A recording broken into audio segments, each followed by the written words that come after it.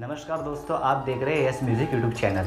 हमारे चैनल का वीडियो पसंद आता है तो ज़्यादा से ज़्यादा लाइक करें और अपने दोस्तों के साथ शेयर करें। इसी तरह बेंजी और ऑक्टोपैड की वीडियो देखने के लिए हमारे चैनल को जरूर सब्सक्राइब करें और सब्सक्राइब बटन के बगल में जो बेल आइकन होता है उसको ऑल पर सेटिंग कर दिया करो, जिससे क्या होगा, आपको हमारे आने वाले वीडियो के नोटिफिकेशन सबसे पहले मिल जाएंगे। चलिए झूमते हैं इस गाने के साथ।